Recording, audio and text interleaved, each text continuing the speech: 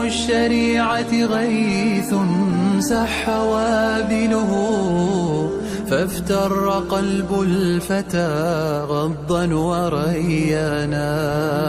لله در امرئ أفنى شبيبته، يتلو ويحفظ إسنادا وقرآنا.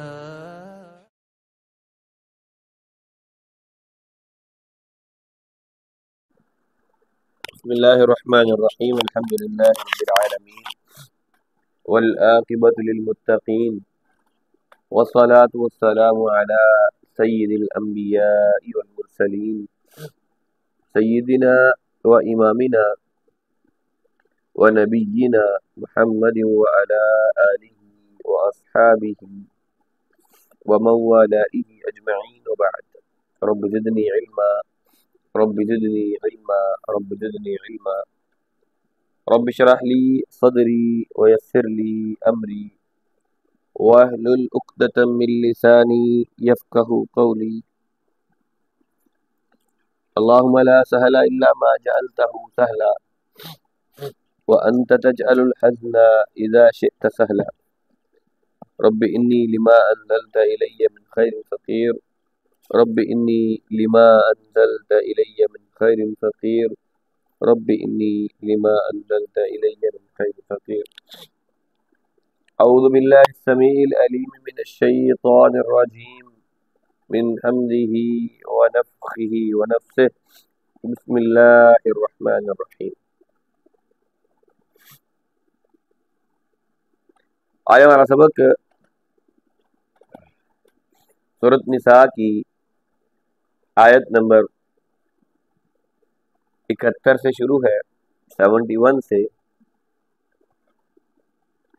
اللہ تعالیٰ یہ فرماتے ہیں، یا ایھا الذین آمنوا خذوا حذرکم فانفروا ثبات او انفروا جمیعا۔ یا ایھا الذین آمنوا، اے وہ لوگوں جو ایمان لائے ہو، خذوا حذرکم، خذوا تم پکڑ لو، حذرکم اپنے بچاؤ کا سامان۔ اے ایمان والو، تم اپنے بچاؤ کا جو سامان ہے وہ پکڑ لو۔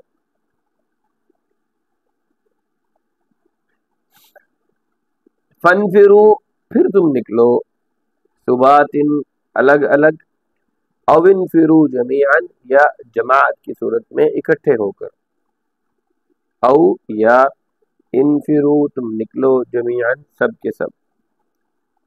اللہ تعالیٰ یہ فرماتے ہیں، ایمان والو اپنے بچاؤ کا سامان ہر وقت اپنے پاس رکھو، اور پھر الگ الگ دستوں کی شکل میں نکلو یا سارے اکٹھے کوچ کرو۔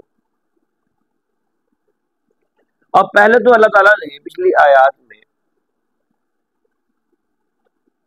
اللہ تعالیٰ اور اس کے رسول کی اطاعت پر اجر اور ثواب کی نیت سے جو بندہ بھی اللہ اور اللہ کے رسول کی اطاعت کرے گا اس کے لیے اجر کے بارے میں اللہ وحدہ لا شریک نے نوید سنائی اور جنت کی بشارتیں بھی دی۔ جبکہ اس آیت میں اللہ تعالیٰ نے اپنی خوشنودی کے لیے، اپنی رضامندی کے لیے ثابت قدمی کے ساتھ جہاد کا حکم دیا ہے۔ پہلا ایسا کہ آیت کا کہ یا ایھا الذین آمنوا خذوا حذرکم فانفروا ثبات او انفروا جمیعا، کہ اسلام تو ایک ایسا مذہب ہے جو بہت زیادہ امن پسند مذہب ہے، محبتیں بانٹنے والا دین ہے، اور یہ معاشرے میں عدل اور انصاف کا حکم دیتے ہوئے ہر وقت قیام امن کے لیے کوشاں رہتا ہے۔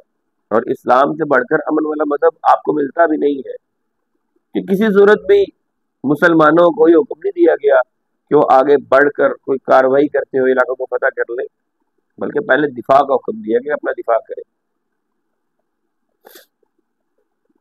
اب اگر کوئی چیز عدل اور امن میں رکاوٹ بن کر آئے تو پھر اہل ایمان کو یہ حکم ہے کہ اس رکاوٹ کو دور کرنے کے لیے جہاد فی سبیل اللہ کرے، کوشش کرے، اور اس کوشش میں اگر کوشش تلوار کے ذریعے ہو تو بھی کرے۔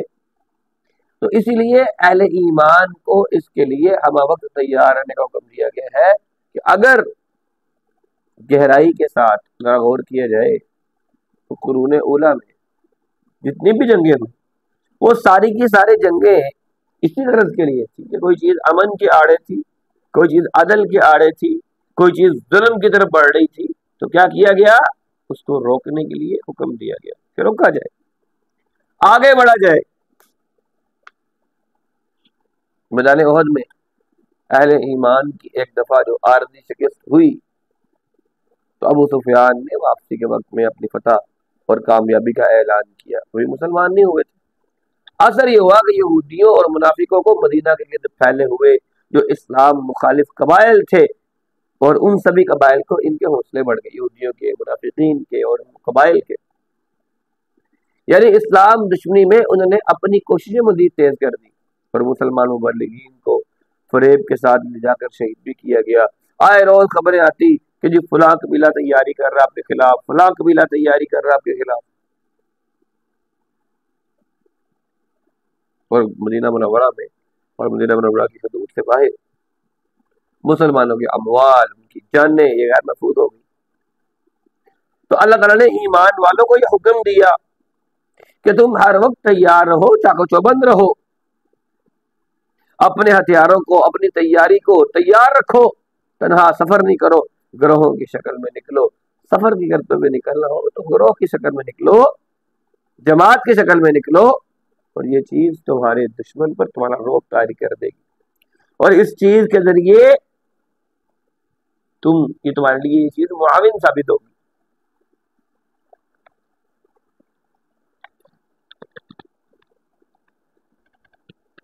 دیکھیے جی بات یہ ہے کہ اسلام ظاہری اسباب میں یا ظاہری اسباب کو اختیار کرنے کے خلاف نہیں، کیونکہ ظاہری طور پر اسباب اختیار کرنا یہ اللہ پر توکل کے خلاف نہیں، بلکہ یہ اطمینان قلب کے لیے ہوتا ہے، جبکہ فتح اور کامیابی کا انحصار جو ہے وہ اصل میں ایک مسلمان کے لیے ظاہری سبب پر نہیں ہوتا، بلکہ ہمارے لیے تو اللہ رب العزت کی ذات پر انحصار یہی ہمیں میدانوں کے اندر فتح یاب کرتا ہے۔ لیکن اس کا مطلب یہ نہیں ہے کہ ہم جنگ کی تیاری نہیں کریں گے، ہم بغیر زیرہ پہنے یا بغیر سیکیورٹی کیے، بغیر کسی تیاری کے میدان جنگ میں کود جائیں گے، نہیں، ایسا نہیں ہے۔ لہذا اہل ایمان کو ظاہری اسباب اختیار کر کے اور ایسے علوم، ایسے فنون سیکھنے کا حکم دیا گیا ہے جو اعلاء کلمت اللہ کا سبب، اعلاء کلمت اللہ کی بلندی کا سبب بن سکے۔ مسلمان کی جان بڑی اہمیت کی حامل چیز ہے، اس کی عزت بڑی اہمیت کی حامل چیز ہے، ہمیں یہ کہا گیا ہے کہ تیاری کرے، وَأَعِدُّوا لَهُمْ مَا اسْتَطَعْتُم مِّن قُوَّةٍ، کہ اپنی طاقت کے مطابق اپنی قوت کو تیار کرو۔ تو اللہ کے رسول نے اپنے صحابہ کرام کو ظاہری سبب اختیار کرنے کا حکم دیتے ہوئے انہیں اللہ پر توکل کرنے کا حکم بھی دیا۔ اعقلها وتوکل، پہلے اپنی اونٹنی کو باندھ پھر اللہ پہ توکل کر۔ بقول علامہ اقبال، پہلے خنجر کو اپنے تیز کر پھر بھروسہ خدا پر کر۔ سنن ترمذی کی حدیث ہے، اللہ کے رسول میں اعقلها وتوکل، کہ پہلے اپنی اونٹنی کو باندھ لے پھر اللہ پر توکل کر۔ یہ سنن ترمذی کی حدیث ہے، 2518 اس کا نمبر ہے۔ وَإِنَّ مِنْكُمْ لَمَن لَّيُبَطِّئَنَّ فَإِنْ أَصَابَتْكُم مُّصِيبَةٌ قَالَ قَدْ أَنْعَمَ اللَّهُ عَلَيَّ إِذْ لَمْ أَكُن مَّعَهُمْ شَهِيدًا۔ وَإِنَّ مِنْكُمْ، اور بے شک تم میں سے، لمن جو، لَيُبَطِّئَنَّ ضرور دیر کر دے گا، فَإِنْ أَصَابَتْكُمْ اور پھر اگر پہنچے تمہیں مصیبت، کوئی مصیبت، قَالَ تو کہے قَدْ أَنْعَمَ اللَّهُ کہ بے شک اللہ تعالیٰ نے انعام کیا ہے، علیہ مجھ پر، اذ جب، لم اکن میں نہ ہوا، معہم شہیدہ ان کے ساتھ حاضر۔ اللہ تعالیٰ فرماتے ہیں کہ تم میں سے کوئی انسان ایسا بھی ہے جو قصدن جان بوجھ کے لیٹ کرتا ہے، پیچھے رہ جاتا ہے، اور پھر اگر تمہیں کوئی مصیبت پہنچتی ہے تو کہتا ہے کہ دیکھو شکر اچھا ہوا نا میں ان کے ساتھ نہیں تھا، اللہ نے مجھ پر احسان کیا ہے اور میں ان کے ساتھ موجود نہ تھا۔ ہوا کیا کہ جنگ بدر کے بعد کچھ لوگ زبانی کلامی تو اسلام لے آئے لیکن دل سے اسے قبول کرنے کے لیے تیار نہیں تھے، تو ان لوگوں کو شریعت مطہرہ نے منافق کے ساتھ تعبیر کیا، اور یہ اسلام اور اہل ایمان کو نقصان پہنچانے کی کوشش میں رہتے تھے اور مختلف ہیلوں اور بہانوں سے دشمنان اسلام کی بھرپور مدد کرتے رہتے تھے۔ تو ان کی حالت بیان کرتے اللہ تعالیٰ نے فرمایا ہے کہ یہ لوگ جان بوجھ کر مختلف ہیلوں کے ساتھ بہانوں کے ساتھ جہاد پر نکلنے سے دیر کرتے ہیں، پیچھے رہ جانے کی پوری کوشش کرتے ہیں، اور اگر اہل ایمان کو میدان میں کوئی نقصان پہنچ جاتا ہے، کوئی تکلیف پہنچتی ہے، تو دیکھا نا اچھا ہوا ہم ساتھ موجود نہیں تھے، خوش ہوتے ہیں اور شکر بھی کرتے ہیں اللہ کا، کہتے ہیں دیکھو یہ اللہ نے ہم پر انعام کیا، اور میدان جنگ میں نقصان کیا ہے؟ زخمی ہو جائیں گے، میدان جنگ میں نقصان کیا ہے؟ شہادت مل جائے گی، تو یہ تو اللہ کا انعام ہے۔ اور تم جو جہاد سے پیچھے رہ کے اپنی جانیں گھر میں بچا کر بیٹھے رہو گے تو کیا گھر میں بیٹھے بیٹھے موت نہیں آئے گی؟ گھر میں بیٹھے بھی تو موت آنی ہے۔ وَلَئِنْ أَصَابَكُمْ فَضْلٌ مِّنَ اللَّهِ لَيَقُولَنَّ كَأَن لَّمْ تَكُن بَيْنَكُمْ وَبَيْنَهُ مَوَدَّةٌ يَا لَيْتَنِي كُنتُ مَعَهُمْ فَأَفُوزَ فَوْزًا عَظِيمًا۔ وَلَئِنْ اور اگر اصابتکم تم کو پہنچتا ہے فضل من اللہ اللہ کا فضل، اللہ کی طرف سے کوئی نعمت، لَيَقُولَنَّ تو ضرور کہتے ہیں كَأَن لَّمْ تَكُن کہ گویا نہ تھی بَيْنَكُمْ وَبَيْنَهُ مَوَدَّةٌ تم میں اور ان میں کوئی دوستی، یا لیتنی اے کاش کنتو میں ہوتا معہم ان کے ساتھ فافوزا تو مراد پاتا فوزا عظیما بہت بڑی مراد۔ اب دو حالتیں ہیں منافقین، پہلی حالت تو یہ تھی کہ نقصان پہنچ گیا تو کہتے ہیں شکر ہے میں ساتھ نہیں تھا، دوسری حالت یہ تھی کہ فائدہ پہنچ گیا، ظاہری بات ہے میدان میں گئے ہیں، ضروری تو نہیں ہے نقصان ہی پہنچے گا، فتح یابی بھی تو ہو سکتی ہے نا، مال غنیمت بھی تو مل سکتا ہے نا۔ اب جب فتح یابی ہو گئی، مال غنیمت مل گیا، تو پھر کیا کہتا ہے کہ اگر تمہیں اللہ کی طرف سے کوئی فضل ملے تو یہ ضرور کہے گا جیسے تمہارے اور اس کے درمیان کوئی دوستی کا رشتہ تھا ہی نہیں، کہے گا کاش میں بھی ان کے ساتھ ہوتا، تو کتنی بڑی کامیابی سے ہمکنار ہوتا۔ یعنی اگر مسلمانوں کو فتح مل جائے، خوشی مل جائے، مال غنیمت حاصل ہو جائے تو پھر حسرت بڑی آہوں کے ساتھ کہتے ہیں کاش ہم بھی جہاد میں شریک ہوتے، ہم بھی مال غنیمت کے مستحق بن جاتے۔ یہ جملہ وہ اس انداز میں کہتے ہیں کہ جیسے اہل ایمان کے ساتھ ان کا کوئی تعلق رہا ہی نہیں، یعنی دونوں صورتوں میں دنیاوی تکلیف مل گئی تب بھی مفاد مل گیا، تب بھی اپنی ذات کو مقدم رکھتے ہیں۔ یہ نہیں کہتے کہ بھائی اللہ نے تم پر احسان کیا، اللہ نے تم سب کو فتح یابی دی، اللہ تم سب کے ساتھ راضی ہو گیا، اللہ نے تمہیں غازی بنا کر لوٹایا، ہم آپ کے ساتھ ہوتے تو ہم بھی میدانوں میں لڑتے۔ بھائی یہ تو تم اپنی مرضی کے ساتھ نہیں، جو حکم جہاد کا ان کو ملا ہے تمہیں بھی تو ملا تھا، تو تم کیوں نہیں نکلے؟ اپنی ذات کو مقدم رکھتے ہیں ہر صورت، اور پھر انہیں اخروی زندگی سے اللہ کی رضا سے کوئی غرض نہیں، اور یہی چیز ان کی منافقت پر اور آخرت کے منکر ہونے پر دلیل ہے۔ تو ان تینوں آیات سے کیا سمجھ لگتی ہے؟ نمبر ایک، اہل ایمان کو ہر وقت اپنے دشمن سے باخبر اور ہوشیار رہنے کا حکم دیا گیا ہے۔ تو آج کے حالات میں ویسے بھی بہت ضروری ہے، بے شک آپ اور میں فوج میں نہ ہوں، بے شک آپ اور میں لڑنے والے نہیں ہیں، بے شک ہم نے میدانوں میں نکلنا نہیں ہے، اللہ تعالیٰ ہم سے کام لے تو ہم بھی میدانوں کے اندر نکلیں انشاءاللہ، لیکن کم از کم آج جو ذرائع ابلاغ ہیں ان کے ذریعے جو آپ تک اچھی خبر پہنچ سکتی ہے، کم سے کم ایسے ذرائع ضرور اختیار کریں کہ جہاں سے آپ کو دشمن کے حوالے سے اچھی خبر بری خبر آپ کے دماغ میں اپڈیٹ ہوتی رہے کہ چل کیا رہا ہے۔ دوسری چیز تیاری کرنے کو حکم دیا گیا، اپنے دشمن سے باخبر رہے، ہوشیار رہے۔ دوسری بات، ظاہری اسباب اختیار کرنا توکل علی اللہ کے منافی نہیں ہے۔ جب ظاہری اسباب پر بھروسہ کرنا کوئی انسان سمجھے کہ یہ شرک ہے اور یہ جہالت ہے تو یہ درست بات نہیں۔ ہاں، اللہ پہ توکل چھوڑ کے انسان یہ سمجھے کہ جناب ظاہری اسباب پر ہی میں نے چلنا ہے، تو پھر یہ اس کی جاہلیت ہے۔ ظاہری اسباب کو اختیار کیا جائے گا، اس کے ساتھ ساتھ اللہ تعالیٰ پر توکل کیا جائے گا۔ منافق مختلف ہلوں اور بہانوں کے ساتھ راہ جہاد سے فرار اختیار کرتا ہے۔ منافق اہل ایمان کی تکلیف پر خوش ہوتا ہے، اس کی کامیابی پر سیکھ پا ہوتا ہے، اور منافق ہر حال میں شرعی احکام کو بالائے طاق رکھتے ہوئے اپنے دنیاوی مفادات کے تحفظ کا ہمیشہ خیال رکھتا ہے، اور اپنی جو آخرت کی زندگی کا انجام ہے اس کو بھول جاتا ہے، اور یہ اس کے نفاق کی سب سے بڑی دلیل ہے۔ اگر فتح مل گئی تب بھی بیچارہ ہائے کرے گا، اگر فتح نہ ملی، شہادت مل گئی، تب بھی کہے گا شکر ہے میں ساتھ نہیں تھا۔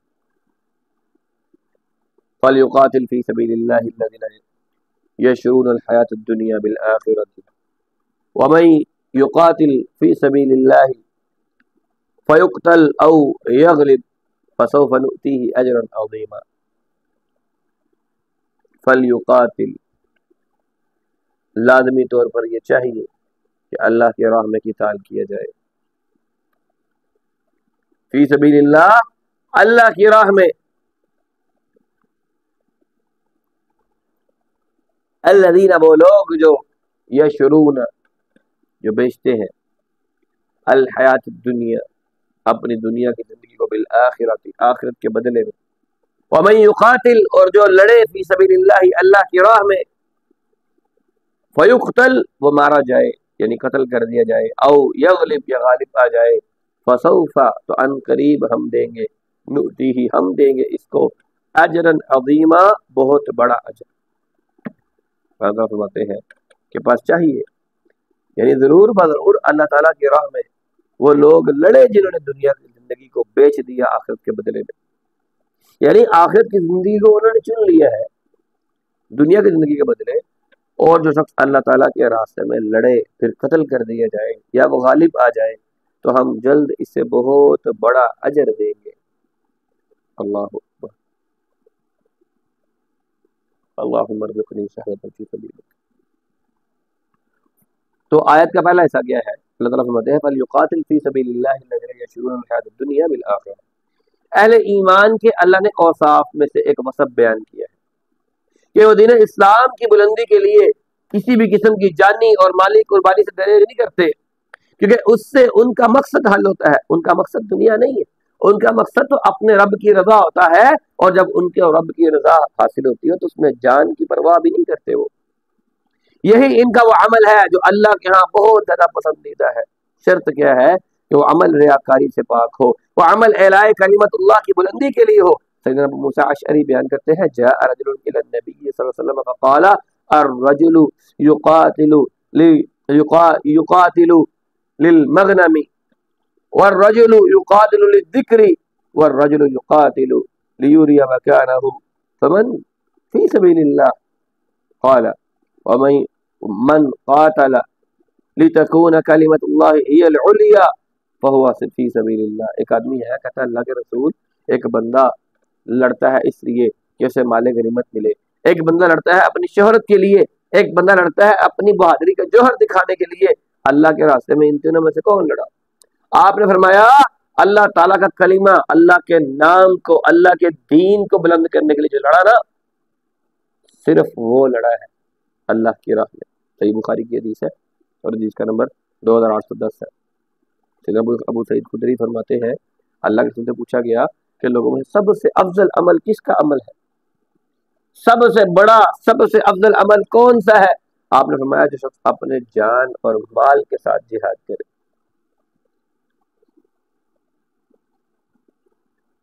اللہ، صحیح بخاری کی حدیث ہے 2786 اس کا نمبر۔ آج شاید دنیا کا سب سے مشکل کام، آج نہیں ہر وقت میں دنیا کا مشکل ترین کام ہے جہاد، کیونکہ جہاد کرنے سے ہی منافقین کی پہچان ہوئی۔ جہاد کی باری آئی تو عبداللہ بن ابی جو مدینہ میں بڑے بڑے دعوے کرتا تھا، جب جہاد کی باری آئی نا تو پھر نکلا پلٹا پیچھے واپس کہ نہیں جی میری تو بات نہیں مانی گئی، اس لیے جناب میں تو نہیں میں تو نہیں ساتھ چل سکتا، تو 300 لوگوں کو لے کر میدان جہاد سے فرار ہو گیا۔ وَمَن يُقَاتِلْ فِي سَبِيلِ اللَّهِ فَيُقْتَلْ أَوْ يَغْلِبْ فَسَوْفَ نُؤْتِيهِ أَجْرًا عَظِيمًا۔ جب انسان اعلاء کلمت اللہ کے لیے بلند کرنے کے لیے میدان جہاد میں نکلتا ہے تو دو ہی چیزیں ہوتی ہیں، یا اس کو شہید کر دیا جائے یا وہ دشمن پر غالب آ جاتا ہے۔ کسی بھی وجہ سے اگر وہ ہار جائے، اس کا مال دشمن چھین لے، تب بھی وہ اگر وہ گرفتار بھی ہو جائے تب بھی اللہ کے لیے تو اجر مسلم ہو گیا نا، اللہ نے اس کے لیے اجر کا وعدہ کیا۔ سیدنا ابو ہریرہ فرماتے ہیں اللہ نے فرمایا اللہ تعالیٰ نے ضمانت دی ہے، جو شخص میرے راستے میں جنگ کے لیے نکلا، اس کو صرف میرے اوپر ایمان لانے اور میرے رسولوں کی تصدیق نے ہی جنگ کے لیے نکالا ہو تو میں اسے اجر عظیم دوں گا، مال غنیمت جو اسے حاصل اس نے کیا ہے اس کے ساتھ اسے واپس لے آؤں گا، اور اگر وہ شہید کر دیا گیا تو اسے جنت میں داخل کر دوں گا۔ اور پھر فرمایا وَلَوْلَا أَنْ أَشُقَّ عَلَىٰ أُمَّتِي مَا قَعَدْتُ خَلْفَ سِرْيَةٍ وَلَوِدتُّ أَنِّي أُقْتَلُ فِي سَبِيلِ اللَّهِ ثُمَّ أَحْيَا ثُمَّ أُقْتُلْ ثُمَّ أَحْيَا ثُمَّ أُقْتُلْ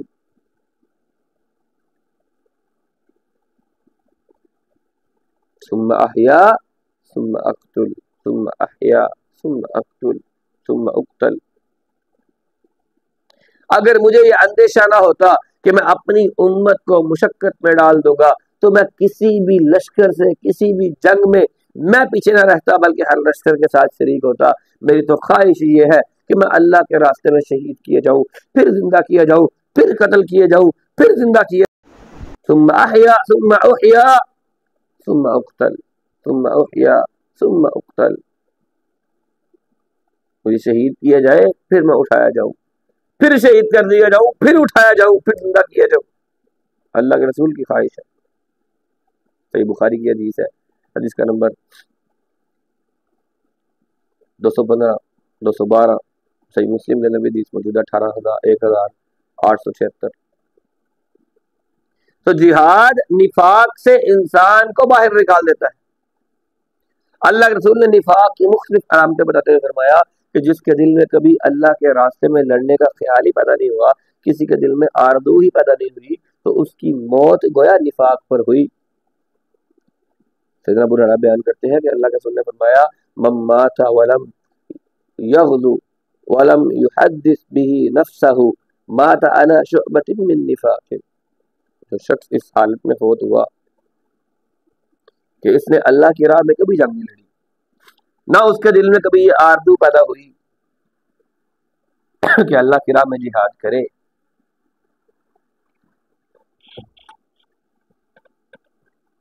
تو اس کی موت نفاق والی موت ہوئی، اس کی موت نفاق کے ایک شعبے پر ہوئی۔ یہ صحیح مسلم کی حدیث ہے، حدیث کا نمبر 1910 ہے۔ وَمَا لَكُمْ لَا تُقَاتِلُونَ فِي سَبِيلِ اللَّهِ وَالْمُسْتَضْعَفِينَ مِنَ الرِّجَالِ وَالنِّسَاءِ وَالْوِلْدَانِ الَّذِينَ يَقُولُونَ رَبَّنَا أَخْرِجْنَا مِنْ هَذِهِ الْقَرْيَةِ الظَّالِمِ أَهْلُهَا وَاجْعَل لَّنَا مِن لَّدُنكَ وَلِيًّا وَاجْعَل لَّنَا مِن لَّدُنكَ نَصِيرًا۔ اللہ اکبر۔ اللہ تعالیٰ کہتے ہیں وَمَا لَكُمْ، کیا ہے تمہیں، لا تقاتلون فی سبیل اللہ، کہ تم اللہ کی راہ میں جہاد نہیں کرتے، قتال نہیں کرتے، والمستضعفین، اور کمزور لوگ، ضعیف لوگ، کمزور، من الرجال، بندوں میں سے، مردوں میں سے، والنساء، اور عورتوں میں سے، والولدان، اور بچوں میں سے، الذین، جو لوگ، یقولون، کہتے ہیں، ربنا، اے ہمارے رب، اخرجنا، ہمیں نکال دے، من هذه القریۃ الظالم، اس ظالموں کی بستی میں سے، اہلها، جس کے رہنے والے بڑے ظالم ہیں، وجعل لنا، اور ہمارے لیے بنا دے، من لدنک ولیا، اپنی طرف سے، اپنی جناب سے، ولی، کوئی ولی، کوئی سلطان، کوئی ہمارا مددگار، وجعل لنا، اور ہمارے لیے بنا دے، من لدنک نصیرا، اپنی طرف سے مددگار۔ اللہ اکبر۔ آج ذرا اس آیت کو ذرا فلسطین کے پرسپیکٹو میں رکھ کے سوچئے گا کہ آج ہم کہاں کھڑے ہیں۔ اس قدر مجبور تو کبھی امت مسلمہ تھی ہی نہیں، کبھی بھی نہیں تھی۔ اللہ تعالیٰ فرماتے ہیں کہ تمہیں کیا ہے، تم اللہ کے راستے میں جہاد نہیں کرتے، ان بے بس مردوں کی، ان بے بس عورتوں کی، ان بے بس بلکتے ہوئے بچوں کی خاطر لڑتے نہیں ہو جو کہتے ہیں اے ہمارے رب ہمیں اس بستی سے نکال دے جس کے رہنے والے ظالم ہیں۔ اللہ تو ہمارے لیے اپنے پاس سے کوئی حمایتی بنا دے، ہمارے لیے اپنے پاس سے کوئی مددگار بنا دے۔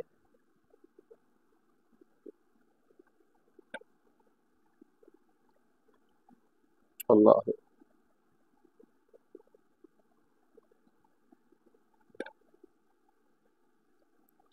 اسلام عدل کا دین ہے، اس نے مختلف اوقات میں کئی طریقوں کے ساتھ کمزوروں کے ساتھ تعاون کرنے کی، ان کے ساتھ مدد کرنے کی تلقین کی ہے، اور اس پر بڑا اجر و ثواب بتایا ہے۔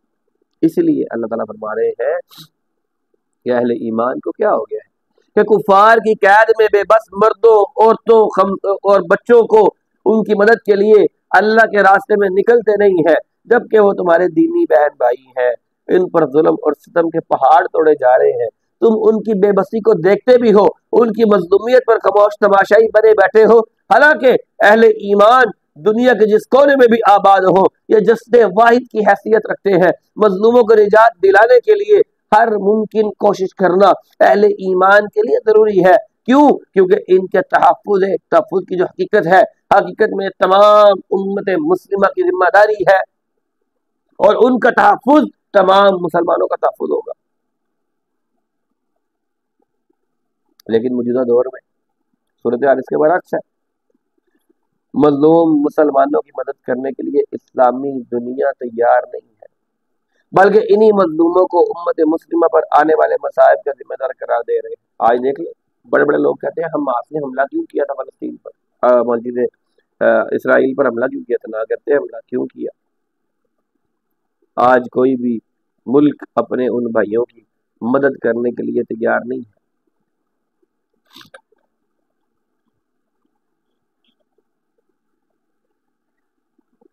حالانکہ ان بیچاروں پر کا جرم صرف کیا ہے، کلمہ طیبہ پڑھنا، دین اسلام کو قبول کرنا۔ وہ اس قدر کمزور اور اس قدر مظلوم ہے کہ اپنا دفاع نہیں کر سکتے، نہ ہجرت کر کے کہیں جا سکتے ہیں، نہ ہی اپنی نجات کو اللہ تعالیٰ سے دعا کے علاوہ کچھ اور کر سکتے ہیں، کچھ بھی نہیں، ان کی صرف دعائیں ہیں۔ کیا دعائیں کرتے ہیں؟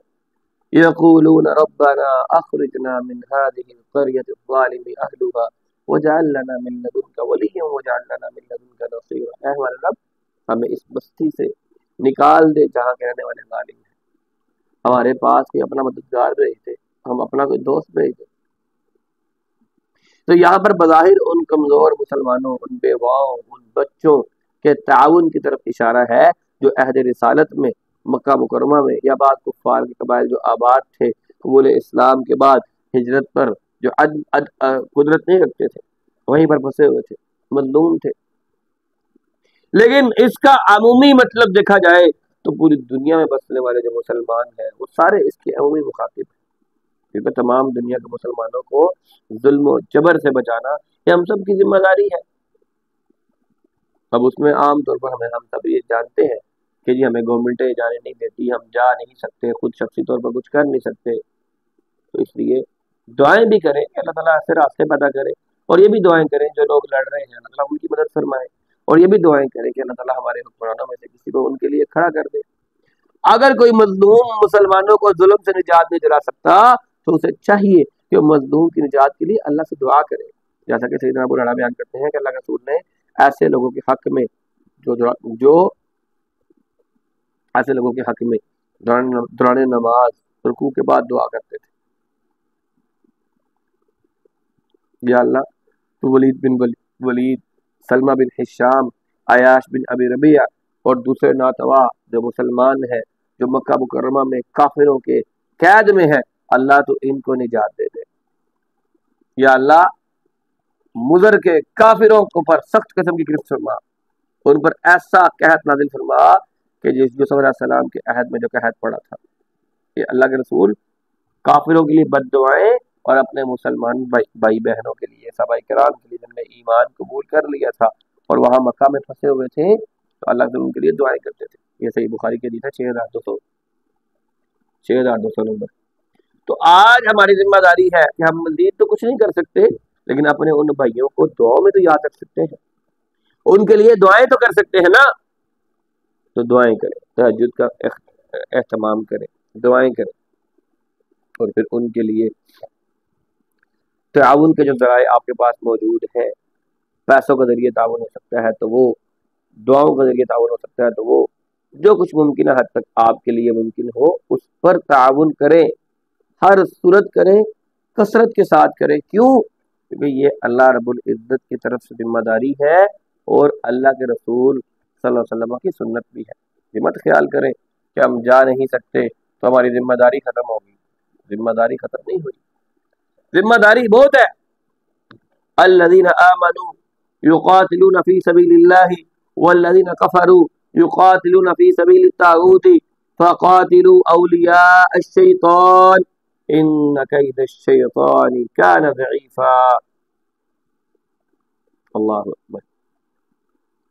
الذین، وہ لوگ، آمنوا، جو ایمان لائے ہیں، یقاتلون فی سبیل اللہ، اللہ کے راستے میں قتال کریں، وہ قتال کرتے ہیں. والذین کفروا، اور وہ لوگ جو کافر ہیں، جنہوں نے کفر کیا اللہ اور اللہ کے رسول کے ساتھ، وہ کیا کرتے ہیں؟ یقاتلون فی سبیل الطاغوت، وہ طاغوت کے راستے میں، طاغوت کی سربلندی کے لیے قتال کرتے ہیں. فقاتلوا، تو پس قتال کرو، اولیاء الشیطان، شیطان کے دوستوں سے. ان کید الشیطان کان ضعیفا، کہ بے شک شیطان کا قید جو ہے نا، قید بولتے ہیں مکر کو، چال کو. اللہ تعالیٰ شیطان کی چال بڑی کمزور چال ہے، یعنی شیطان کی چال سے کوئی ڈرنا نہیں چاہیے. کفار کی جو چالیں ہیں کمزور چالیں ہیں. اگرچہ آپ دیکھ لیں حالات حاضرہ میں دیکھا جائے، اگرچہ ہندوستان نے بہت بڑا بن کے اٹیک کیا تھا، اللہ نے مدد کی. اگرچہ اسرائیل نے بڑا بن کے اٹیک کیا تھا، اللہ نے مدد کی، اللہ نے ذل و رسوا کروایا. اگرچہ مسلمانوں کا نقصان ہوا اور ہو رہا ہے، بہت ہو رہا ہے. ابھی صبح کی میں خبر پڑھ کے آیا ہوں کہ اسرائیل نے جو پانی کے ذرائع ہیں وہاں پر اٹیک کیا ہے آج صبح، اور 115 مسلمان شہید ہوئے ہیں. لیکن اس کے باوجود اس کی بے بسی جو ہے وہ سنبھالی نہیں جا رہی. تو سمجھ نہیں آ رہی کہ مسلمان میرے ساتھ کر کیا رہے ہیں. ابھی بھی ایران نے اسے ایک عجیب و غریب قسم کا سبق دیا ہے جو ہمیں بھی سمجھ نہیں آ رہا.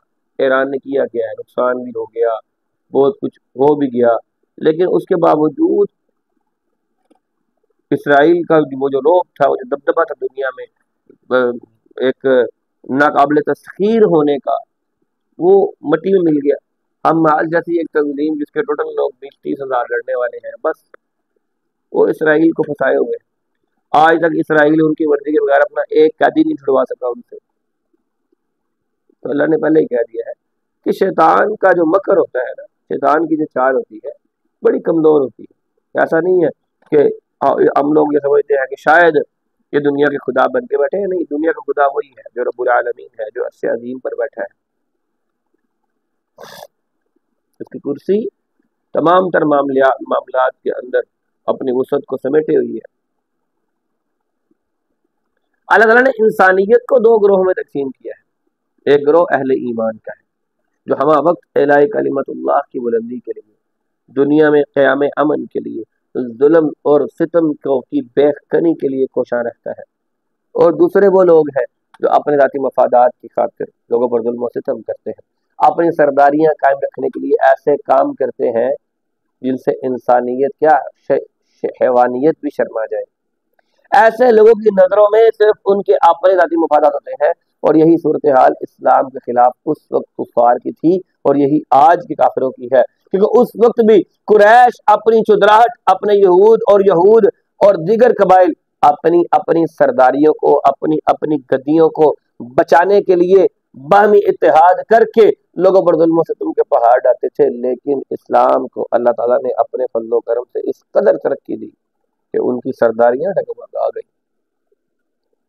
وہ مفادات مختلف ہونے کے باوجود بھی اسلام کے خلاف متحد ہو کر محاذرائی کے ذریعے اسلام کو مٹانے کے در پہ ہو گئے. اسلام پہ بھی مٹا نہیں. اہل کفار ہمیشہ مفادات ان کے مختلف ہوتے ہیں لیکن عارضی ہوتے ہیں، جس کی بنا پر وہ انسانیت کو مستقل بنیادوں پر اور آج تک ایک ایسا ایجنڈا نہیں دے سکے، مگر مختلف ادوار میں اپنے مفادات کی خاطر اسلام کے خلاف آپس میں متحد رہے۔ آپ تاریخ پڑھیں، اللہ کے رسول کے خلاف متحد ہوئے، غزوہ احزاب کو پڑھ لیں، پھر آگے چلتے آئے تو سلطان صلاح الدین ایوبی کے ساتھ دیکھ لیں، اس کے خلاف متحد ہوئے، سلطنت عثمانیہ کو گرانے کے لیے متحد ہوئے، اور آج بھی یہ سارے کفار متحد ہو کر اسلام کی بہتری کے لیے لگے ہوئے ہیں۔ اور مسلمان کہاں ان کے تسلط کو تسلیم کرتے ہیں؟ جہاں ہماری باری آتی ہے پھر ہم ڈنکے کی چوٹ پر لڑتے بھی ہیں، جانے دیتے بھی ہیں۔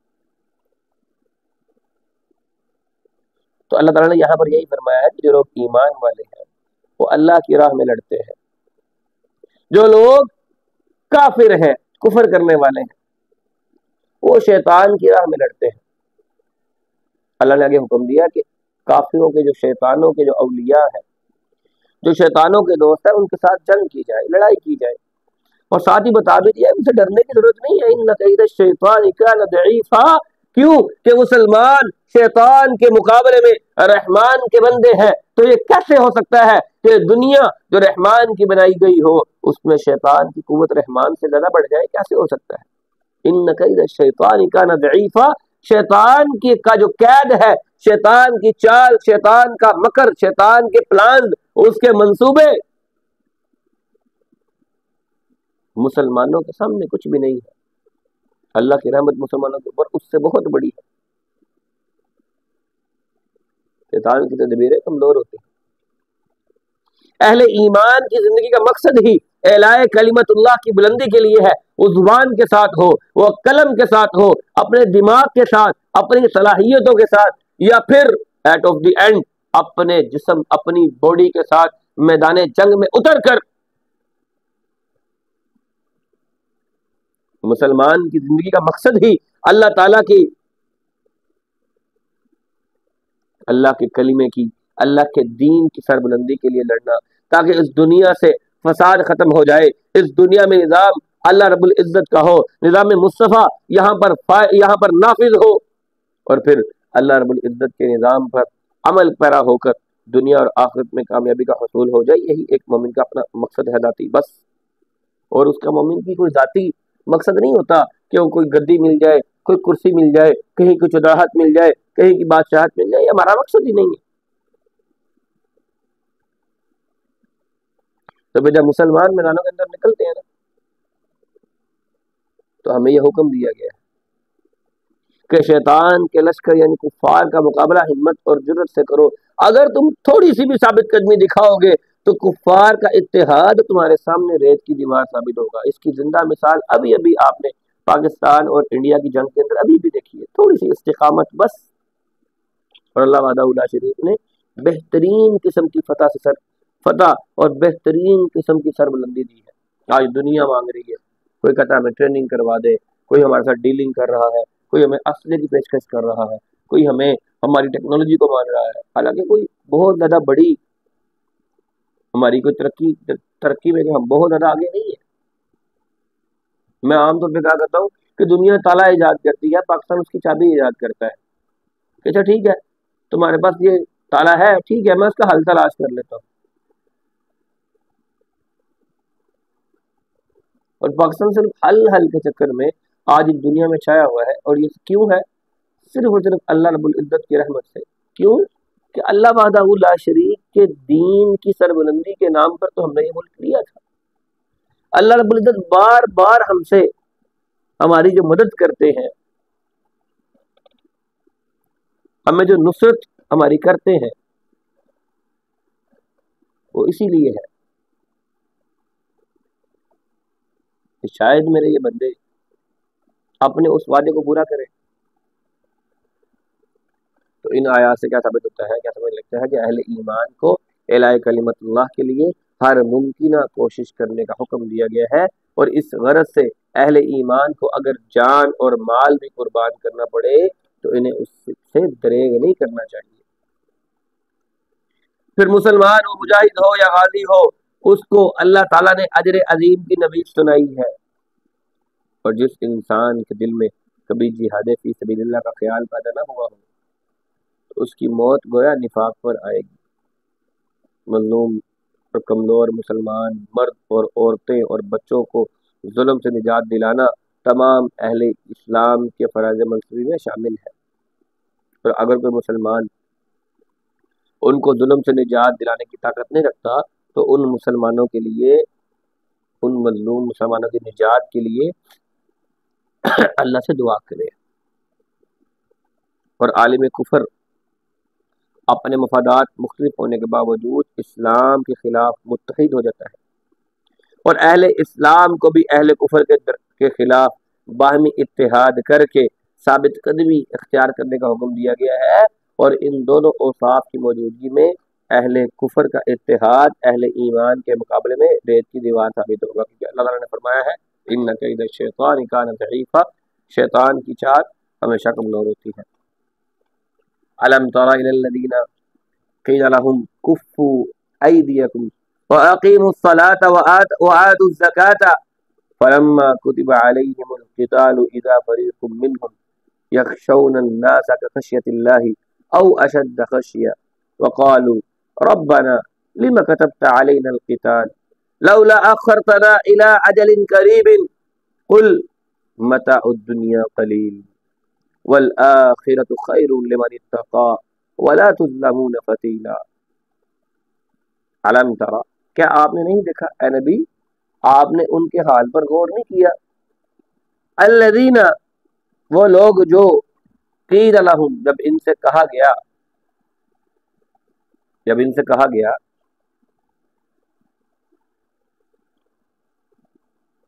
کفوا ایدیکم، اپنے ہاتھوں کو ذرا روکے رکھو، اپنے ہاتھوں کو ذرا باندھے رکھو، روکے رکھو۔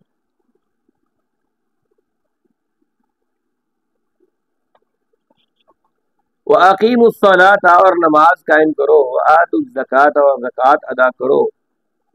فلما، پھر جب کتب، فرض کر دیا گیا، علیہم، ان پر، القتال، قتال، اذا فریق منہم، تو ان میں سے ایک گروہ، یخشون الناس، ڈرنے لگا لوگوں سے، خشیت اللہ، جیسے اللہ سے ڈرنا چاہیے تھا، او اشد خشیہ، یا اس سے بھی زیادہ ڈر گیا، وقالو، اور کہنے لگا، ربنا، اے ہمارے رب، لما كتبت علینا القتال، کہ تم نے، آپ نے ہمارے اوپر قتال کو فرض کیوں کیا ہے، لولا اخرتنا، اور کیوں ہمیں ڈیل نہیں دی، الی اجل قریب، تھوڑی قریبی مدت کے لیے، قل، اے نبی آپ فرما دیجئے، متاع الدنیا قلیل، دنیا کا فائدہ بہت تھوڑا ہے، والآخرۃ خیر لمن اتقى، اور آخرت بہت بہتر ہے، لمن اتقى، اس کے لیے جس نے تقوی اختیار کیا، ولا تظلمون فتیلا، اور تم پر ایک داغے کے برابر بھی ظلم نہیں ہوگا، تم پر ظلم ایک داغے کے برابر بھی نہیں ہوگا۔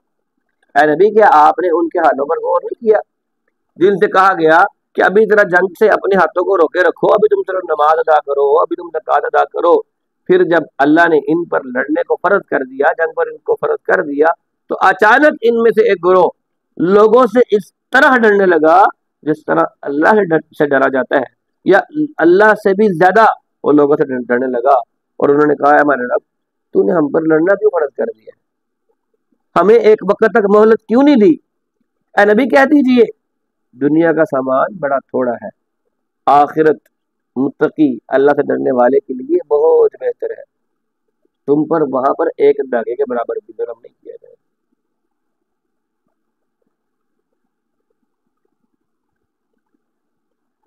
اب ذرا بات بڑی گہری اور بڑی سمجھنے کی ہے۔ شاہ نزول ان آیات کا یہ ہے کہ سیدنا عبداللہ بن عباس بیان کرتے ہیں، سیدنا عبدالرحمن بن عوف اور ان کے ساتھیوں نے مکہ مکرمہ میں اللہ کے رسول کی خدمت میں عرض کی، اللہ کے رسول، جب ہم مشرک تھے تو عزت سے جی رہے تھے، ایمان قبول کرنے کے بعد ہم مکہ میں ہم نے ذلت کی زندگی بسر کی۔ آپ نے فرمایا، دیکھو مجھے درگزر کرنے کا حکم دیا گیا ہے، لہذا تم لوگ ابھی کافروں کے ساتھ جنگ نہیں کرو۔ لہذا ہجرت کے بعد جب اللہ تعالیٰ نے مسلمانوں پر قتال فرض کر دیا، کس لیے؟ دین اسلام کی سربلندی کے لیے، تو اس وقت کچھ لوگ ایسے تھے جو جہاد کرنے سے بھی ڈر گئے، تو اسی موقع پر یہ آیات نازل ہوئیں۔ سنن الکبریٰ للنسائی کے اندر کتاب التفسیر میں یہ اس آیت کی تفسیر کے تحت یہ لکھا ہوا ہے، اور حدیث کا نمبر جو ہے وہ 11,047 ہے۔ اب پہلے تو اللہ تعالیٰ نے کفار کی قید میں ظلم اور ستم کا جو شکار ہو رہے تھے مسلمان، ان کو آزاد کروانے کے لیے جہاد کرنے کا حکم دیا۔ اس آیت میں بتایا گیا ہے کہ جب اس غرض سے جہاد ہوگا، جب اس غرض سے قتال فرض کیا گیا تو بعض لوگوں نے اسے وقتی طور پر ناپسند کیا، اپنے کاروبار کی طرف توجہ دینا چاہیے، تو اللہ تعالیٰ نے ان کو تنبیہ کرتے ہوئے فرمایا کہ دنیا کا سارا سامان تو بڑا تھوڑا سا ہے، آخرت کے مقابلے میں اس کی کوئی قیمت نہیں ہے۔ تو آیت کا پہلا حصہ کیا ہے؟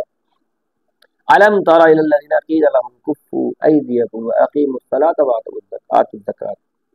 چنانچہ مکہ کو اللہ تعالیٰ وحدہ لا شریک کی الوہیت کے ثبوت اور تمام جو ان کے معبودان باطلہ کی نفی پر مبنی جب دعوت ملی نا، تو انہیں وہ پسند نہیں آئی، اس لیے انہوں نے اس دعوت کے دائی محمد کریم صلی اللہ علیہ وسلم کی دعوت پر لبیک نہیں کہا، بلکہ الٹا ان پر ظلم کیے، ستم کیے، اور صرف غلام اور کمزور مسلمان نہیں، بلکہ وہاں پر مکہ میں رہنے والے جو آزاد لوگ مسلمان ہوئے تھے، جو مکہ کی ٹھیک ٹھاک جانی مانی ہستیاں تھیں، ان کو بھی وہ لوگ چھوڑتے نہیں۔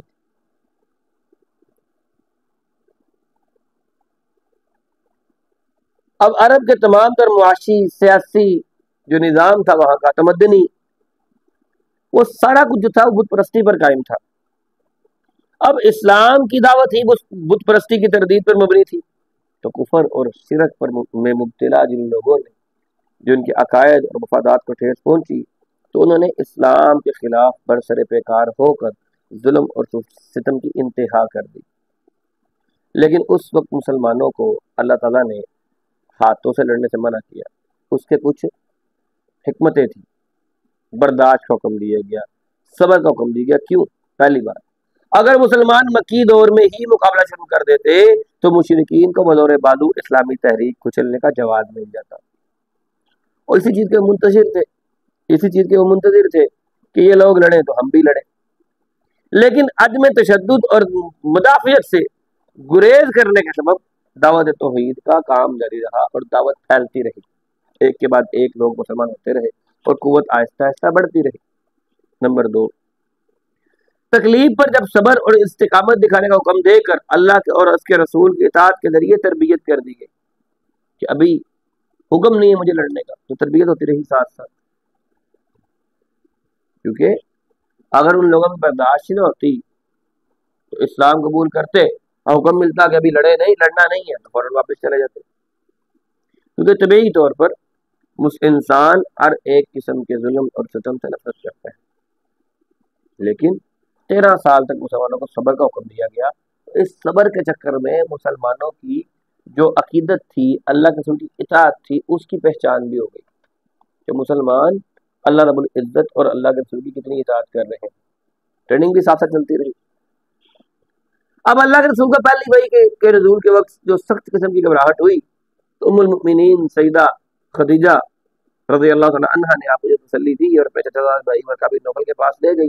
سارا واقعہ سننے کے بعد ورقہ نے کیا کہا تھا کہ کاش میں اس وقت زندہ ہوتا جب آپ کی قوم آپ کو مکہ سے نکال دے گی۔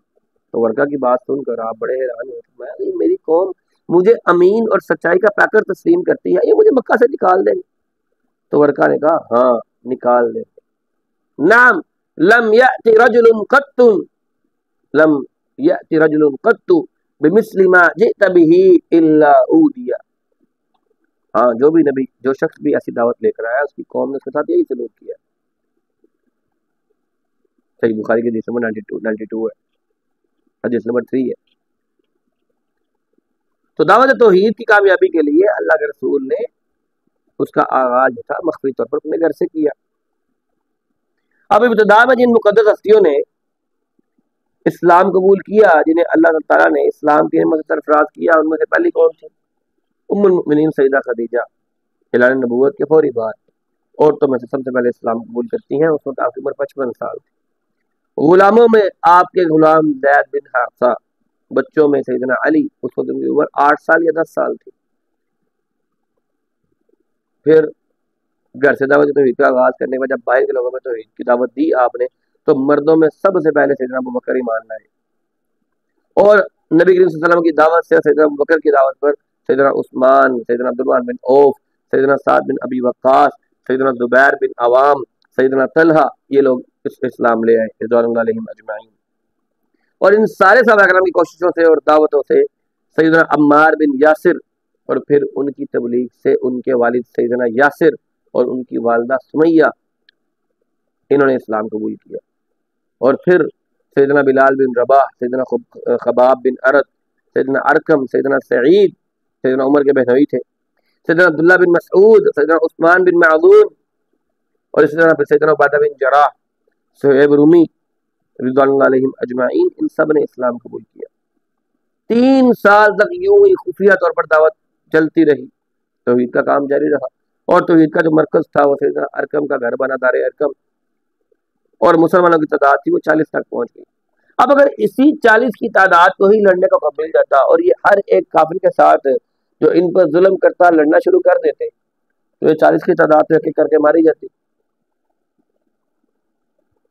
313 لوگ جو جنگ بدر میں تھے، ان میں سے 17 لوگ شہید ہوئے تھے نا، تو شہادت تو ہونا کوئی بڑی بات تو نہیں تھی، تو یہ لوگ بھی مکہ میں شہید ہو سکتے تھے۔ اللہ کے رسول کی سیدہ خدیجہ کے بدن سے 4 بیٹیاں اور 2 بیٹے تھے، اور اللہ کے رسول کی بڑی صاحبزادی سیدہ زینب رضی اللہ عنہا، جن کا نکاح اللہ کے رسول نے بعثت سے قبل ہی ابو العاص بن ربیع کے ساتھ کیا تھا۔ وہ جلد اسلام قبول کر لیا انہوں نے، لیکن ان کے خاوند فتح مکہ کے بعد اسلام قبول کرتے ہیں۔ سیدہ زینب سے چھوٹے تھے سیدنا قاسم، جن کی بنا پر آپ کی کنیت ہے ابو القاسم، ان کی وفات بھی بعثت سے قبل ہی ہو گئی۔ اس کے بعد سیدنا قاسم سے چھوٹی بیٹی تھی سیدہ رقیہ رضی اللہ تعالی عنہا، جس کی عمر جو تھی بعثت کے وقت تقریباً 6 سال تھی۔ ان کا نکاح سیدنا عثمان غنی کے ساتھ ہوا رضی اللہ تعالی عنہ، اور جنگ بدر کے دن ان کی وفات ہوئی۔ سیدہ رقیہ سے چھوٹی تھیں سیدہ ام کلثوم۔ سیدہ رقیہ کی وفات کے بعد ان کا نکاح سیدنا عثمان کے ساتھ کر دیا گیا، اور سیدہ ام کلثوم سے چھوٹے تھے سیدنا عبداللہ، جنہیں طیب بھی کہا گیا ہے، طاہر بھی کہا گیا ہے، یہ بھی بچپن میں فوت ہو گئے۔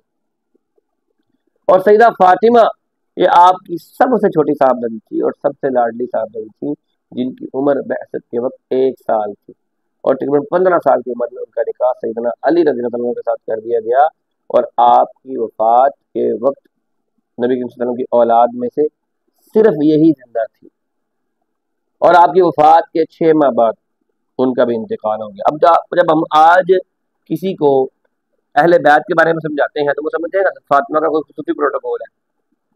تو اللہ کے بندو، جب اللہ کے رسول نے جو واقعہ کسا ہے، جب سیدنا علی کو اور سیدہ فاطمہ کو اپنی چادر میں لیا تھا، اس وقت زندہ یہی بیٹی تھی، بس باقی کوئی بیٹی زندہ نہیں تھی، لیکن وہ سمجھنے کے لیے ایک دماغ چاہیے، وہ شاید ہم لوگوں کے پاس ہوتا نہیں ہے۔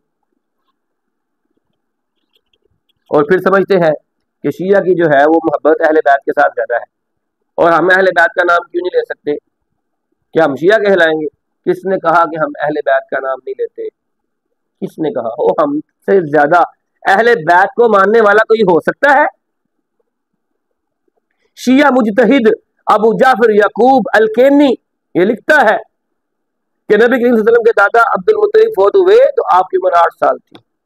جب آپ نے سیدہ خدیجہ کے ساتھ شادی کی، آپ کی عمر 20 اور 25 سال تھی۔ سیدہ خدیجہ کے بطن سے بعثت سے قبل قاسم، رقیہ، زینب، ام کلثوم پیدا ہوئی، اور بعثت کے بعد طیب اور فاطمہ پیدا ہوئی۔ یہ اصول کافی کے اندر موجود ہے۔ علامہ باقر مجلسی شیعہ یہ لکھتا ہے کہ سیدہ خدیجہ الکبریٰ، یہ علامہ باقر مجلسی شیعوں کا مفسر ہے، بہت بڑا، معمولی چیز نہیں ہے یہ کوئی۔ سیدہ خدیجہ کے بدن سے اللہ کے رسول کے 2 بیٹے قاسم اور طاہر، اور 4 بیٹیاں ام کلثوم، رقیہ، زینب اور فاطمہ الزہرا یہ پیدا ہوئی، اور سیدنا علی کا نکاح سیدہ فاطمہ سے ہوا۔ یہ سارے جو اہل بیت بنے ہیں کیوں بنے ہیں؟ سیدنا علی کی وجہ سے، سیدہ فاطمہ کی وجہ سے. کمال کی بات نہیں ہے؟ یہ سارے اہل بیت یا ان سب کا جو درجہ اور گریڈ ہے وہ اللہ کے رسول کی وجہ سے ہے. سیدنا علی اگر اللہ کے رسول کے داماد نہ ہوتے تو کیا ہوتے؟ وہی عام صحابی جیسے باقی لوگ تھے. سیدہ فاطمہ اگر اللہ کے رسول کی بیٹی نہ ہوتی تو وہ بھی سیدہ عمارہ کی طرح، سیدہ خمسہ کی طرح عام صحابیہ ہوتی. اہل بیت کے بارے میں سمجھنا کہ وہ تھے کون کون، اور پھر یہ کہنا کہ شیعہ اہل بیت سے زیادہ محبت کرتے ہیں. اپنی مرضی کے اہل بیت صرف دو، سیدہ فاطمہ اور سیدنا علی، اور ان کے صرف دو بیٹے سیدنا حسین اور سیدنا حسن، تو باقی محسن کہاں گیا؟ سیدنا علی کی دو بیٹیاں کہاں گئی؟ وہ اہل بیت میں سے کیوں نہیں ہے؟ ان کی عزت اور احترام سیدنا حسین والا سیدنا حسن والا کیوں نہیں ہے؟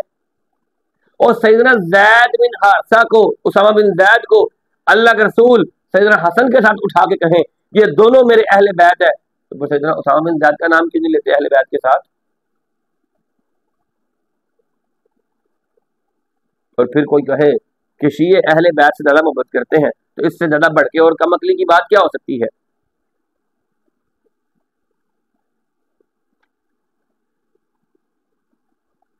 تو علامہ باقر مجلسی یہ کہتا ہے کہ آپ کے دو بیٹے قاسم اور طاہر اور چار بیٹیاں ام کلثوم، رقیہ، زینب اور فاطمہ، جب آپ سیدہ فاطمہ کا نام لیں گے تو ام کلثوم، رقیہ اور زینب کا نام کیوں نہیں لینا جی؟ یہ اہل بیت میں سے کیوں نہیں ہے؟ اور سیدنا علی کا نکاح سیدہ فاطمہ سے ہوا، سیدہ زینب کا نکاح ابو العاص سے ہوا، سیدہ ام کلثوم کا نکاح سیدنا عثمان سے ہوا، اور ام کلثوم کی وفات کے بعد سیدنا عثمان کا نکاح سیدہ رقیہ کے ساتھ ہوا. یہ بہار الانوار ہے، اس شیعوں کی کتاب ہے بہت بڑی، اس کا 22واں باب ہے، صفحہ نمبر 314 ہے، اس میں نمبر 3 پر یہ ساری بات لکھی ہوئی ہے. اور شیعہ کے بہت بڑے بڑے متعدد قسم کے جید علماء کرام بھی سیدہ خدیجہ کے بطن سے اللہ کے رسول کی 4 بیٹیاں تسلیم کرتے ہیں.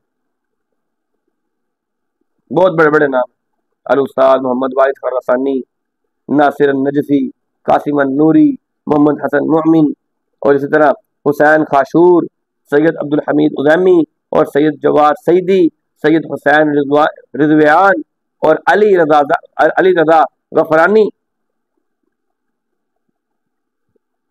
خود ایران سے کتاب شائع ہوئی ہے، المؤسسہ الموسوعہ القرآنی الکبریٰ، المعجم فی فقہ لغت القرآن.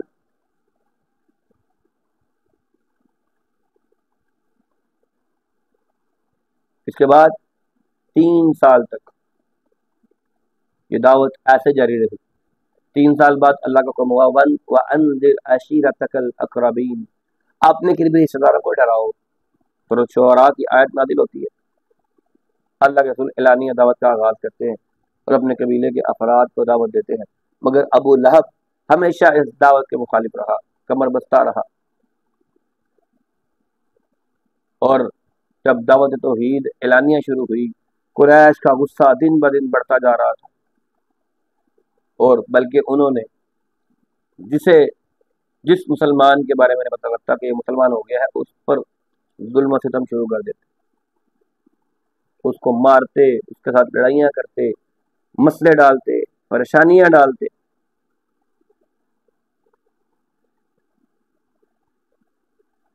اب مسلمان ان لڑائیوں کی وجہ سے ہجرت بھی کی آپ مسلمانوں نے، مکہ چھوڑ کر گئے بھی، بلکہ ابو جہل نے ظلم اور بربریت کی انتہا کر دی کہ سیدنا عمار کی والدہ سمیہ رضی اللہ تعالی عنہ ان کی شرمگاہ پر نیزہ مارا، ان کے جسم کے 2 ٹکڑے کر دیے. اسلام کی خاطر اپنی جان کا نذرانہ پیش کر کے اسلامی دنیا کی، اسلامی تاریخ کی پہلی شہیدہ خاتون ہونے کا اعزاز حاصل ہوا. سیدنا عمار کو کبھی کڑی دھوپ میں پتھریلی زمین پر لٹا کر برہنہ کر کے ان کے اوپر سرخ رنگ کے وزنی پتھر رکھ دیے جاتے، کبھی پانی میں غوطے دے کر انہیں اذیت دی جاتی. ایک مرتبہ اللہ کے رسول نے سیدنا عمار کو دیکھا تو انہیں اذیت دی جا رہی ہے، اللہ کے رسول رو پڑے، اشکوں کے ساتھ انہیں تسلی دیتے ہوئے فرمایا اصبر یا آل یاسر فإن موعدکم الجنہ آل یاسر صبر کرو، توحید پر قائم رہنا، تمہارے لیے وعدہ جنت کا ہے۔ سیدنا بلال حبشی امیہ بن خلف کے غلام تھے، ان کے گلے میں رسی ڈال کر محلے میں اس کو گھسیٹتا تھا، ٹنڈے مارتا تھا، گرم زمین پر لٹاتا، کوئلوں پر لٹاتا۔ سیدنا بلال احد احد کہتے رہتے، احد احد پڑھتے رہتے۔ سیدنا ابو فقیہہ، سیدنا خباب بن ارد، سیدہ لبینہ بڑے بڑے ظلم سہے، سخت تکلیفیں اٹھائیں۔ غلاموں اور لونڈیوں کے علاوہ آزاد لوگ بھی اسلام لانے کی پاداش میں مکہ والوں کے ظلم و ستم سے بچے نہیں۔ سیدنا ابوبکر کو مار پڑی، سیدنا عمر کو مار پڑی، سیدنا عثمان غنی کو، سیدنا سعید کو، سیدنا مسیب بن عمیر کو، سیدنا عبداللہ بن مسعود کو۔ ان حالات سے تنگ آ کر مسلمان حبشہ گئے، یہ کافر حبشہ تک مسلمانوں کے پیچھے گئے۔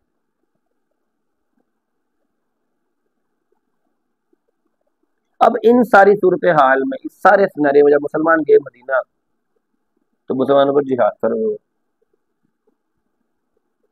اللہ تعالیٰ فرماتا ہے فلما کتب علیہم القتال اذا فریق منہم یخشون الناس کخشیۃ اللہ او اشد خشیہ۔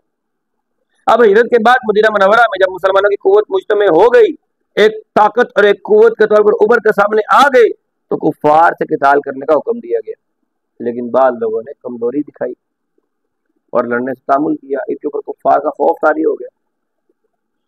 اب مکہ مکرمہ میں کیونکہ مسلمان ان کے دلوں سے تنگ آ گئے تھے، دلوں میں انتقام کی آگ بڑھتی تھی، لیکن اللہ تعالیٰ کی طرف سے اجازت نہیں ملی تھی، اس لیے لڑائی سے رکے ہوئے۔ ہجرت کے بعد مسلمانوں کی مدینہ منورہ میں زندگی ذرا سکون والی ہوگی۔ اب انسانی فطرت ہے کہ جب سکون اور آرام میسر آتا ہے تو لڑائی بڑی دشوار لگتی ہے۔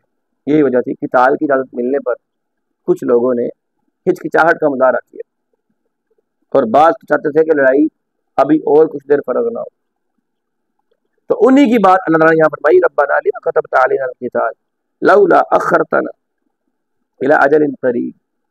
اللہ کہتا ہے کہ جب ان پر قتال کو فرض کر دیا گیا تو ان میں سے کچھ لوگ ایسے تھے جو ڈر گئے، جو لوگوں سے ڈرنا شروع کر دیا جنہوں نے، اور اللہ رب العزت کے ڈر سے بھی زیادہ ان کو ڈر لگنا شروع ہو گیا۔ تو کہتے تھے کہ ربنا ہے ہمارے رب، ہم پر تو نے قتال فرض کیوں کر دیا ہے، کچھ دیر اور مؤخر کر دیتا۔ ایک اور مقام پر اللہ نے ان کے بارے میں فرمایا کتب علیکم القتال وهو کرہ لکم، کہ تم پر جہاد کو فرض کیا گیا ہے، حالانکہ وہ تمہیں ناپسند ہے۔ ممکن ہے ایک چیز تم ناپسند کرو لیکن وہ تمہارے لیے بہتر ہے، یہ بھی ممکن ہے ایک چیز تم پسند کرو تمہارے لیے بری ہو۔ اللہ تعالیٰ جانتا ہے کہ کیا اچھا ہے کیا برا۔ تو اس لیے فرما دیا اللہ تعالیٰ نے کہ اب تمہارے اوپر جہاد کو فرض کر دیا گیا، آخرت کی ترغیب دلائی، دنیا کی حقیقت بتائی۔ کل متاع الدنیا قلیل والآخرۃ خیر لمن اتقی، کہ دنیا کی عیش و عشرت کی یہ رنگینیاں یہ کتنی ہی اچھی کیوں نہ لگے، یہ فانی ہے، انتہائی قلیل ہے، بلا آخرت کبھی، اور آخرت کی جو بھلائیاں ہیں وہ کبھی ختم ہونے والی نہیں ہیں، آخرت کی نعمتیں کبھی ختم نہیں ہوگی، اور آخرت کی نعمتوں کا دنیا کی ان رنگینیوں کے ساتھ کیا مقابلہ۔ عبداللہ بن مسعود بیان کرتے ہیں اللہ کے رسول نے فرمایا ما لیا وما للدنیا ما انا فی الدنیا الا کراکب تظل تحت الشجرۃ ثم راح وترکها، میری اور دنیا کی مثال ایک مسافر کی سی ہے جو درخت کے سائے میں آرام کرتا ہے، پھر اس درخت کو اسی مقام پر چھوڑ کر خود آگے روانہ ہو جاتا ہے۔ سنن ترمذی کی حدیث ہے اور جس کا نمبر 2377 ہے۔ قیاس بن حازم کہتے ہیں کہ میں نے ایک مرتبہ سیدنا مستور رضی اللہ تعالیٰ عنہ سے سنا کہ اللہ کے رسول نے فرمایا مَا الدُّنْيَا فِي الْآخِرَةِ إِلَّا مِثْلُ مَا يَجْعَلُ أَحَدُكُمْ إِصْبَعَهُ فِي الْيَمِّ فَلْيَنْظُرْ بِمَاذَا يَرْجِعُ۔ آخرت کے مقابلے میں دنیا کی مثال اس طرح ہے جیسے تم اپنی انگلی کو سمندر میں ڈالے کوئی شخص اور پھر دیکھیں اس کی انگلی کو کتنا کو پانی لگا ہے، کتنا پانی انگلی لے کر اس کی باہر نکلی ہے۔ سمندر سے مراد آخرت ہے اور انگلی کو لگنے والے پانی کی مراد دنیا ہے، کتنا کو اس نے سمیٹ لیا، کچھ بھی نہیں، چند قطرے بس۔ سنن ترمذی کی حدیث ہے جس کا نمبر 2323 ہے. اور اخروی نعمتیں جو بڑی ہی زیادہ ہیں بے شمار وجوہ کی بنیاد پر، وہ دنیاوی نعمتوں سے بہتر ہے. ان میں سب سے بڑی وجہ 4 ہے. دنیاوی نعمتیں محدود ہیں، اخروی نعمتیں لامحدود. دنیاوی نعمتیں فانی ہیں، اخروی نعمتیں ابدی ہیں، ہمیشہ رہنے والی. بسا اوقات دنیاوی نعمتوں کا سبب انسان کبھی دکھوں میں آتا ہے، تکلیفوں میں آتا ہے، پریشانیوں میں آتا ہے، لیکن اخروی نعمتیں ان سب چیزوں سے پاک ہوں. دنیاوی نعمتیں مشکوک ہے، ان کو حاصل کرنے والا اپنے انجام سے بے خبر ہوتا ہے. ہم مکان بناتے ہیں، پتہ نہیں رہنا نصیب ہوتا ہے کہ نہیں ہوتا، لیکن جنت میں چلے گئے تو رہنا بھی نصیب ہوگا نا. آخری نعمت جو ہے اس نے انجام کی، بہترین انجام کی ضامن ہوتی ہے. وَلَا تُظْلَمُونَ فَتِيلًا. اللہ تعالیٰ کہتے ہیں انسان کو اس کے ہر ایک عمل کی جزا اور سزا ضرور اللہ دے گا، اور اس دن کسی انسان کی کوئی ذرہ برابر نیکی بھی ضائع نہیں کی جائے گی، بلکہ ہر ایک انسان کے ساتھ وعدہ کیا گیا ہے عدل و انصاف کا. اور عدل کا تقاضا یہی ہے کہ ذرہ برابر نیکی بھی اس کا مکمل اجر دیا جائے، اور ذرہ برابر ظلم بھی ہے تو اس کا بھی اس کو باقاعدہ مکمل طور پر اس کا اجر دیا جائے. اس آیت سے کیا سمجھ لگی کہ امور دینیہ میں بلا دلیل جلد بازی سے کام لینا یہ اچھا کام نہیں، اور امور دینیہ پر عمل پیرا ہونے میں بزدلی دکھانا یہ آخرت میں انسان کی ہلاکت کا سبب بنے گا. اور اہل ایمان کو چاہیے کہ اپنے دلوں میں صرف اللہ تعالیٰ کا خوف رکھیں. دنیا کی نعمتیں عارضی ہیں، محدود ہیں، جبکہ اخروی نعمتیں غیر محدود اور ہمیشہ رہنے والی ہیں. اہل ایمان اللہ کے حکم کے پابند ہیں، اور بسا اوقات اللہ تعالیٰ کی طرف سے بذریعہ وحی اللہ تعالیٰ کی طرف سے احکام میں تبدیلی ہوتی رہتی ہے. جیسے پہلے ابتدائی اسلام میں لڑنے سے منع کیا گیا تھا، پھر اس حکم کو منسوخ کر کے کفار سے لڑنے کا حکم دے دیا گیا، اور اللہ تعالیٰ نے نماز کو خشوع اور خضوع کے ساتھ ادا کرتے ہوئے اہل ایمان کو زکوٰۃ ادا کرنے کا حکم دیا ہے تاکہ مالی طور پر کمزور لوگ بھی اپنے پاؤں پر کھڑے ہو سکیں. نماز کے ساتھ زکوٰۃ کا بھی حکم دیا. اور موت کا وقت اور جگہ اللہ کی طرف سے مقرر ہے، صرف وہ میدان جہاد میں ہی جانے سے نہیں آتی. یہ نہیں ہے کہ میدان جہاد میں جائیں گے تو لازمی طور پر مر ہی جائیں گے، وقت مقرر ہے. جب موت آنی ہے تب بھی موت آنی ہے. اور لہذا مومن کے لیے موت سے ڈر کر اعلاء کلمت اللہ کی کوشش کو ترک کر دینا یہ انسان کی دنیا اور آخرت میں بربادی کا سبب بنتا ہے. اللہ تعالیٰ ہم سب کو صحیح معنوں میں قرآن مجید فرقان حمید کو سیکھنے کی، سمجھنے کی توفیق عطا فرمائے. اللہ تعالیٰ اس دین اسلام کی تعلیمات کے لیے ہمارے سینوں کو کھول دے. اللہ تعالیٰ ہمیں سمجھنے کے لیے آسان اس دین کو کر دے، اور اللہ تعالیٰ ہمارے ذہنوں کو کھول دے. وآخر دعوانا ان الحمدللہ رب العالمین. سوال کسی کا ہو تو وہ کر سکتا ہے. السلام علیکم ورحمۃ اللہ وبرکاتہ. علم الشريعة غيث سح وابله فافتر قلب الفتى غضا وريانا لله در امرئ أفنى شبيبته يتلو ويحفظ إسنادا وقرآنا. علم الشريعة غيث